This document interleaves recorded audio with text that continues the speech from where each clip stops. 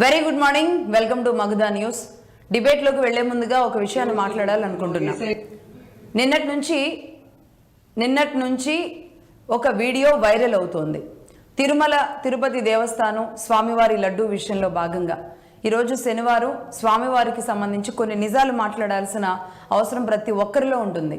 అంటే భగవంతుడిని ఎంత భక్తిగా పూజిస్తాము, భగవంతుడి పట్ల మనం ఎంత ప్రేమగా ఉంటాము, భగవంతుడిని ఎంత గుండెల్లో పెట్టుకుంటాము అనేది మాత్రమే భక్తి మీద ప్రామాణికంగా ఉంటుంది. కానీ భగవంతుడికి సంబంధించి నేను ఎన్ని పూజలు చేశాను, ఎన్ని కార్యక్రమాలు చేశాను, ఎన్నిసార్లు దైవ దర్శనాలకు వెళ్ళాను అనేది మాత్రం కాదు. ఈరోజు రాజకీయ పార్టీలు లేదంటే రాజకీయ పార్టీల ద్వారా ఆ స్థానాల్లో కూర్చుంటున్న అనేక మంది అంటే రాజకీయ పార్టీల ద్వారా పాలకులుగా మారి పాలకులే ఈరోజు దేవాలయాల మీద కూడా రాజ్యం ఏలుతున్న పరిస్థితి విషయంలో చాలా ఖరాఖండిగా నిక్కచ్చిగా మాట్లాడాల్సిన అవసరాలు ఉన్నాయి. ఎందుకంటే ఈరోజు ఆ స్థానానికి వాళ్ళు వెళుతున్నారు, అన్నిసార్లు ఆ దైవ దర్శనం చేసుకోగలుగుతున్నారు, ఆ దేవుడితో వాళ్ళు ఆ యాక్సెస్ తీసుకోగలుగుతున్నారు అంటే ప్రజలు గెలిపించడం వల్ల, అదేవిధంగా దేవుడి ఆశీస్సులు ఉండడం వల్ల వారు ఆ స్థానానికి అర్హులు కాబట్టే వారిని దేవుడు వారి దగ్గర పెట్టుకున్నారా అని భావిస్తూ ఉంటారు. అది తిరుమల తిరుపతి దేవస్థానం కానీ, శ్రీశైలం కానీ, ఏ ప్రసిద్ధ ఆలయాలు కానీ, అలాగే ఏ స్వయంభూ ఆలయాలు కానీ, ఏ చిన్న ఆలయం కానీ అందులో పనిచేస్తున్న పని వాళ్ళు ఆ దేవాలయం శుభ్రం చేసే వాళ్ళ దగ్గర నుంచి మొదలు పెడితే పూజారుల వరకు కూడా ఆ దేవుడి సంకల్పం లేకుండా, ఆ దేవుడి ఇష్టం లేకుండా, ఆ దేవుడి ప్రమేయం లేకుండా వాళ్ళు అక్కడి వరకు వెళ్ళరు అనేది విశ్వసిస్తూ ఉంటారు. యావత్ హిందూ భక్తులు, హిందువులంతా కూడా అదే నమ్ముతూ ఉంటారు. కానీ అది కాస్త ఎక్కడికి చేరుకుంది అంటే లడ్డూ విషయంలో 15 నెలలుగా జరుగుతున్న రాద్ధాంతం. ఆ రాద్ధాంతానికి ఆజ్యం పోస్తున్న రాజకీయ నాయకులు ప్రతిరోజు ఏదో ఒక రూపంలో డిబేట్లు నిర్వహిస్తున్న మాలాంటి వాళ్ళు నిజంగా దీనికి ఈ కెమికల్ విషయంలో తీసుకొస్తున్న అరాచకాలు, ఏ కెమికల్ ఉంది, ఆ కెమికల్ వల్ల ఆ కెమికల్తో చేసే పనులేంటి అని పదే పదే చెబుతున్న మేము ఇలాంటి విషయాలు నిజంగా మాట్లాడుతుంటే దైవానికి ద్రోహం చేస్తున్నామా అనిపిస్తుంది. దైవాన్ని ప్రతిరోజు మార్కెట్లో పెడుతున్నామా అనిపిస్తుంది. అవసరాల కోసమో లేదంటే ఇంకే కార్యక్రమాల కోసమో ఇంకెవరి మీదైనా బురద జల్లడానికి కోసం మాత్రమే ఎందుకు దైవాన్ని పదే పదే తీసుకురావాల్సిన పరిస్థితి కారణమవుతుందో అర్థం కావడం లేదు. నిజంగా దైవం కన్నెర్ర చేస్తే ఎలా ఉంటుందో ఎవరికి తెలియక ఇలాంటి పిచ్చ పనులు చేస్తున్నారా అనిపిస్తుంది. ఎందుకంటే ఆనాడు జగన్మోహన్ రెడ్డి గారు ముఖ్యమంత్రిగా ఉన్న సమయంలో ఎన్ని అపచారాలు జరిగాయి, ఎన్ని ఘోరాలు జరిగాయి అన్న విషయాలని ఇదే వేదికగా మాట్లాడడం జరిగింది. ఆ అపచారాలని తగ్గించుకోవాలి, దానికి సంబంధించి ఎవరైనా ప్రముఖుల సూచనలు తీసుకొని ముందుకు వెళ్ళాలని ఆ రోజు 15 నెలల ముందు కదా 5 సంవత్సరాలుగా అనేక రూపాల్లో ఎంతోమంది హిందువులు చెప్పారు, మాలాంటి కొంతమంది జర్నలిస్టులు చెప్పారు. సరిదిద్దుకోలేదు. ఆ తర్వాత జరిగిన పర్యవసానం అంతా కూడా మనం చూసాం. బట్ ఆ తర్వాత ఈ 15 నెలలుగా కూడా ఏదో ఒక రూపంలో ఆనాటి తప్పిదాలను వేలెత్తి చూపుతూ ఆ తప్పిదాలను కవర్ చేయాల్సిన ఈనాటి పాలకులు కూడా పదే పదే వేలెత్తి చూపుతూ వెళుతున్న పరిస్థితి, ఇది రాద్ధాంతంగా మారుతున్న పరిస్థితి. ఈ నేపథ్యంలో రోజా అండ్ జోగి రమేష్ గారిని పరామర్శించడానికో ఆయనతో మాట్లాడడానికో వాళ్ళ ఇంటికి వెళ్ళినప్పుడు ఒక వీడియో బయటకు వచ్చింది. ఆ వీడియో చూసి అందరూ ముక్కును వేలేసుకున్నారు. ఏంటిది అంటే రోజాలో దేవుడే పలికించాడా ఈ మాటలు?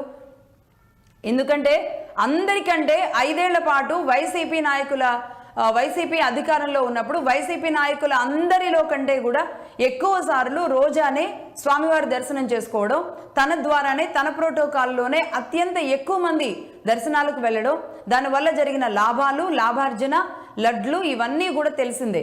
బట్ అలాంటి రోజా గారు ఈరోజు జోగి రమేష్ ఇద్దరు కూడా భయం వేస్తుంది, భగవంతుడితో పెట్టుకున్నామా అని ఒక రకమైన భయం వేస్తుంది అని మాట్లాడిన వ్యాఖ్యలు ఏవైతే ఉన్నాయో అవి భయంకరంగా నిన్న రాత్రి నుంచి ఈ రోజు వరకు సోషల్ మీడియాలో భయంకరంగా వైరల్ అవుతున్నాయి.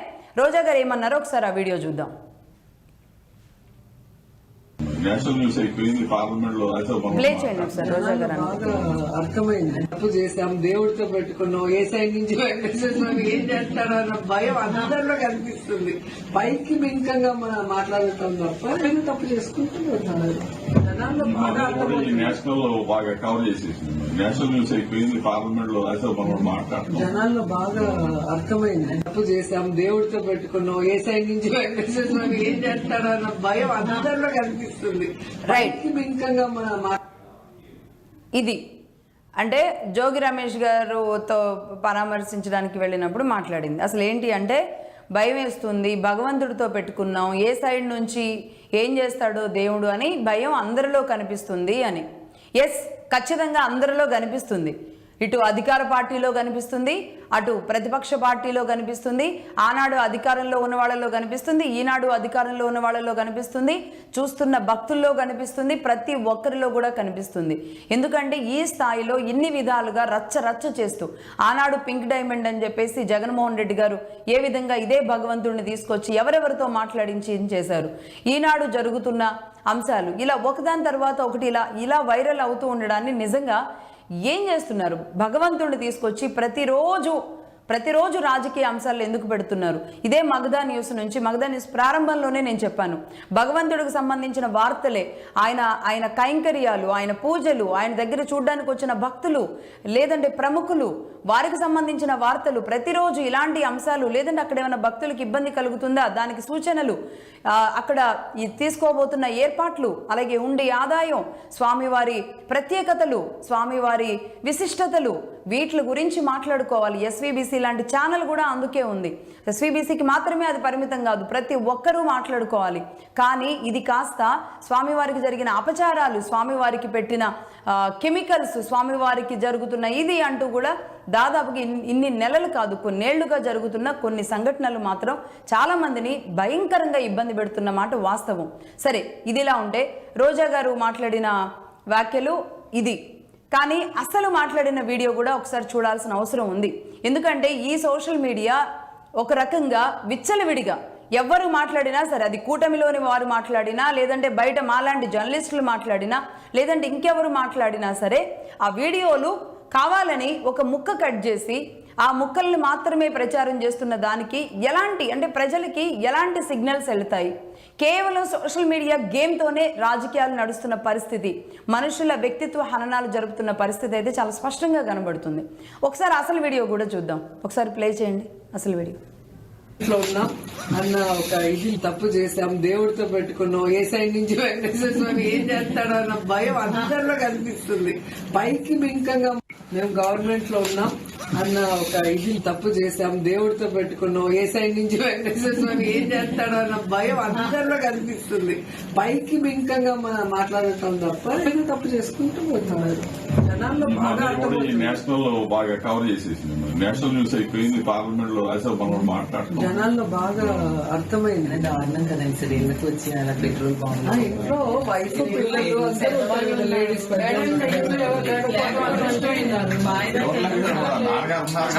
ఒక ఫాదర్ ఉన్నారంటే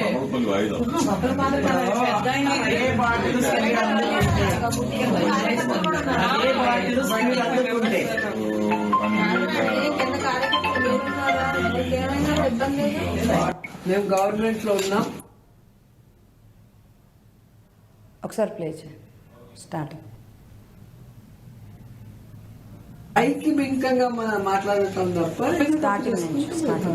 మేము గవర్నమెంట్ లో ఉన్నాం అన్న ఒక ఇది తప్పు చేశాం, దేవుడితో పెట్టుకున్నాం, ఏ సైడ్ నుంచి వెంకటేశ్వర స్వామి ఏం చేస్తాడో అన్న భయం అందరిలో కనిపిస్తుంది. రైట్, ఇది యాక్చువల్గా దీనికి స్టార్టింగ్ మాట్లాడిన వ్యాఖ్యలు, మేము గవర్నమెంట్ లో ఉన్నాం, పైకి బింకంగా మాట్లాడుతున్నాం, వెంకటేశ్వర స్వామి ఏ సైడ్ నుంచి ఏం చేస్తాడో మాకు అందరికీ భయం వేస్తుంది, జనాల్లోకి బాగా వెళ్ళింది ఆవిడ మాట్లాడిన ఇది.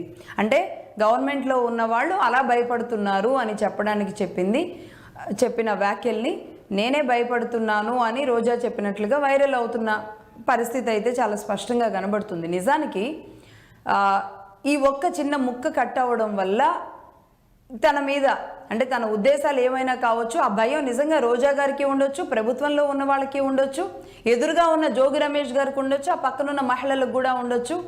అదేవిధంగా కూటమి ప్రభుత్వానికి కూడా ఉండొచ్చు. నిన్న కూడా మనం డిబేట్లో మాట్లాడుతుంటే అసలు ఎవరు మొఖాన నెత్తురు చుక్కలేదు, ఎందుకు అందరూ అంత డల్గా మాట్లాడుతున్నారు అంటే టీడీపీ నాయకుడు కూడా కౌంటర్ ఇచ్చారు. మరి ఇంత భావోద్వేగమైన పరిస్థితుల మధ్య నవ్వుతూ మాట్లాడతారా తిరుపతి లడ్డు విషయంలో అనేది? నిజంగా ఈరోజు ప్రతి ఒక్కరూ కూడా, ప్రతి ఒక్క రాజకీయ పార్టీ, ప్రతి ఒక్క రాజకీయ నాయకులు, అధికారంలో ఉన్నవాళ్ళు, ప్రతిపక్షంలో ఉన్నవాళ్ళు క్రూరమైన రాజకీయాల్లో లేదంటే క్రూరమైన అంశాలను భగవంతుడికి మాత్రం చుట్టి చేయొద్దు. మిగతా ఏదైనా తీసుకోండి, ఏమైనా మాట్లాడండి, కానీ భగవంతుడికి మాత్రం చుట్టి చేయడం వల్ల ఈరోజు విశిష్టమైన ఆలయ ప్రతిష్టని దిగజార్చినట్టు అవుతారు. అదే ఇంకా ఏ మతాన్ని కొట్టడానికి ఇన్నేళ్లుగా మన దేశం మీద జరుగుతున్న దాడులు ఉన్నాయో కాస్తో కూస్తో ఈనాడు ఈ 13 ఏళ్ల నుంచి 12 ఏళ్ల నుంచి బీజేపీ వచ్చిన తరువాత మతం కాకుండా వేరే మతానికి వెళ్ళిపోతున్న వాళ్ళని మనం కాపాడుకోగలిగాం. మత మార్పుడులు ఆగినాయి, కొన్ని దుర్మార్గమైన చర్యలు ఆగినాయి.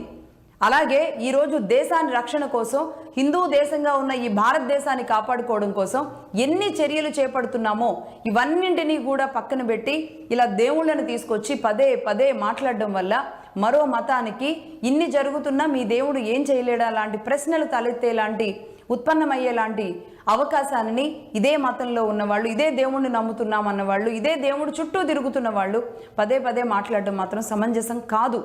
ఇది శ్రేయస్కరం కాదు. అలాగే కూటమి ప్రభుత్వం కానీ లేదంటే ప్రతిపక్షాలు కానీ అందరూ ఆలోచించుకోవాల్సిన విషయం. అసలు నిజానికి సిట్ ఒక నోటీస్ ఇచ్చింది. సుప్రీంకోర్టు దగ్గర నుంచి నేను 2 విషయాలు చెప్పదలుచుకున్నాను. సుప్రీంకోర్టు ఏ రోజైతే ఒక సిట్ విచారణకి ఆదేశించిందో, సిట్ విచారణకి ఆదేశించిన సమయంలో తిరుమల లడ్డు మీద రాద్ధాంతాలు, ప్రతిరోజు వార్తలు కూడా ఉండకూడదు, దాని గురించి ఎక్కువ మాట్లాడకూడదు అన్న అంశాన్ని కూడా జోడించడం జరిగింది. ఆ నేపథ్యంలో 5 సభ్యులతో ఒక కమిటీని ఏర్పాటు చేసింది. 5 సభ్యుల్లో సిబిఐ నుంచి 2 ఇవ్వాలి అని సిబిఐని కోరింది. రాష్ట్ర ప్రభుత్వం నుంచి ఒక 2 డిపార్ట్మెంటల్ నుంచి 2 ఇవ్వమని అటు నుంచి కోరింది. అలాగే ఇంకొకరు food and safety, national food and safety manager authority నుంచి ఒక పర్సన్ని తీసుకోవడం జరిగింది. ఇలా 5 ఇందులో ఉన్నారు. 5లో నేను ఒక వ్యక్తి గురించి మాట్లాడాలనుకున్నాను. ఆయనే గోపీనాథ్ జెట్టి గారు, చీఫ్ సెక్యూరిటీ విజిలెన్స్ ఆఫీసర్. ఆయన ఎవరున్నారు? ఆయన సిట్లో ఉన్నారు. ఆయన ఎవరు?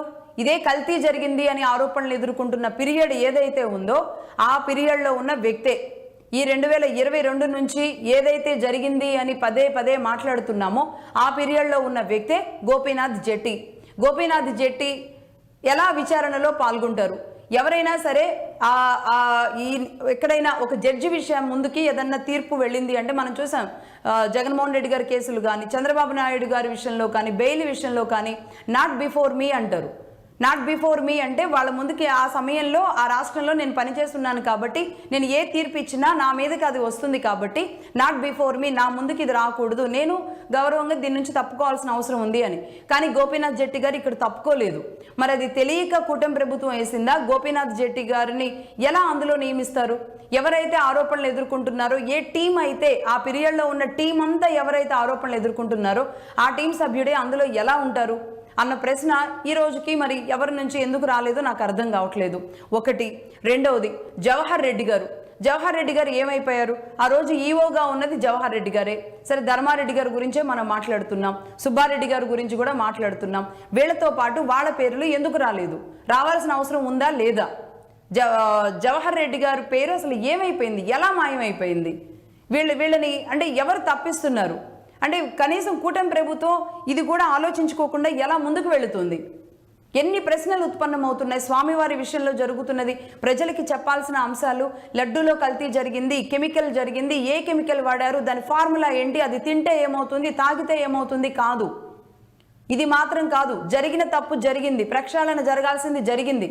అదేవిధంగా కల్తీ నెయ్యి కాదు, మేము వాడుతున్న నెయ్యి ఇది, ఈ కూటమి ప్రభుత్వం తీసుకొచ్చిన నెయ్యి ఇది, దీని ప్యూరిటీ ఇది, దీనికి సంబంధించిన ఫార్ములా ఇది, ప్రజల ముందు పెట్టండి. ఇక నుంచి మీకు జరగదు అన్న గ్యారంటీ నేపథ్యంలో ఇప్పటి కూటమి ప్రభుత్వం కానీ, రాజకీయ పార్టీలు కానీ, ఈవెందో తెలంగాణలో ఉన్న రాజకీయ పార్టీలతో సహా ఇది అందరికీ సంబంధించిన విషయం, దేశంలో ఉన్న రాజకీయ పార్టీలతో సహా అందరూ తీసుకోవాల్సిన నిర్ణయం ఇది. భగవంతుడి విషయంలో ఎక్కడెక్కడి నుంచి కేవలం భగవంతుడిని దర్శనం చేసుకోవడానికి వచ్చేవాళ్ళు అమెరికా నుంచో లేదంటే లండన్ నుంచో కేవలం స్వామివారిని దర్శనం చేసుకోవడానికి అక్కడి నుంచి టికెట్లు బుక్ చేసుకొని ఇక్కడ వరకు వచ్చి వాళ్ళ సమయాన్ని ఫ్యామిలీ మెంబర్స్తో ఒక టైం ఎలా పెట్టుకుంటారో భగవంతుడి దర్శనానికి కూడా ఒక టైం పెట్టుకొని వెళుతూ ఉంటారు. ఇలాంటి ఎంతమంది మనోభావాలు దెబ్బతింటున్నాయి. రాజకీయ పార్టీలు ఇక్కడికి వచ్చారంటే మన స్వామిని చూపించడం, మన స్వామి దర్శనం చేయించడం, మనం ఎంత ప్రైడ్గా ఫీల్ అవుతూ ఉంటాం. అది ఏ పార్టీ అయినప్పటికీ కూడా. అదే విదేశాల నుంచి వచ్చిన వాళ్ళు ఎంతమంది భక్తులు ఉన్నారు. అలాగే ఈ విదేశాల్లో కూడా ఈరోజు మనం గోవింద కళ్యాణాలు జరుగుతున్నాయి, శ్రీనివాస కళ్యాణాలు జరుగుతున్నాయి. ఎంత వైభవంగా మనం జరుపుకుంటున్నాం. కేవలం ఇది ఆర్థికంగా, డబ్బు పరంగా, మార్కెటింగ్ పరంగా భగవంతుడిని వాడుతున్న వాళ్ళకి మాత్రం నిజంగా ఖచ్చితంగా చంపబెట్టే. ఇది నాకు నిజంగా ఈరోజు చెబుతున్నాను, ఇప్పటి నుంచైనా మార్చుకోవాల్సిన అవసరం అయితే ఖచ్చితంగా ఉంది. అది ఎవరైనా సరే, ఇది రాజకీయ పార్టీలకే చెబుతున్నాను, ప్రభుత్వాలు కూడా ఆలోచించుకోవాల్సిన అవసరం. ఎందుకంటే ఈరోజు ప్రభుత్వం చేతిలోనే కొరడా ఉంటుంది కాబట్టి ఈ కొరడాని జుళిపించాల్సిన అవసరం ఖచ్చితంగా ప్రభుత్వం మీద ఉంటుంది. ఇందులో రాగద్వేషాలు అతీతంగా పనిచేయాలి. అసెంబ్లీ సాక్షిగా రాగద్వేషాలకు అతీతంగా పనిచేస్తామని మీరు ఏదైతే ఓత్ తీసుకుంటారో దానికి అతీతంగా పనిచేయాలి. కనీసం భగవంతుడి విషయంలో అయినా సరే రాగద్వేషాలకు అతీతంగా పనిచేయగలిగిన ఔదార్యమో ఆ పాలకుడి ఉండాల్సిన రాజనీతో అది ఖచ్చితంగా ఉండాల్సిన అవసరం ప్రతి నాయకుడు అయితే ఉండాలి. నిజంగా ఇది వైరల్ అవుతూ మళ్ళీ దీని గురించి చర్చ వస్తూ మన చంద్రబాబు నాయుడు గారు భావోద్వేగంగా కొన్ని వ్యాఖ్యలు చేసిన తర్వాత సరే సైలెంట్ అయ్యారు. మళ్ళీ ఈరోజు ఒక వైరల్ వీడియో, మళ్ళీ దీన్ని చెక్కు పెడుతూ మళ్ళీ వాళ్ళు అసలు వీడియో అని వాళ్ళు రిలీజ్ చేయడం, ఇవన్నిటి మీద ఇంక ఎన్నాళ్ల పాటు ఈ చర్చలతో వెళ్ళాలి? అసలు సమస్యలు ఎన్ని రోజులు పక్కన దారి పడతాయి? ఇదే మగధా నుంచి సూటి ప్రశ్న. మరి ఆలోచించుకోవాల్సింది రాజకీయ పార్టీలు. రైట్, ఇప్పుడు బ్రేక్ తీసుకుందాం. బ్రేక్ తర్వాత ఇక మహిళలలో పెరుగుతున్న క్రూరత్వం, ఎందుకు వరుసగా భర్తలు హత్యలకు గురవుతున్నారు, ఏం జరుగుతోంది మహిళల్లో, దానికి సంబంధించిన డిబేట్లోకి వెళదాం.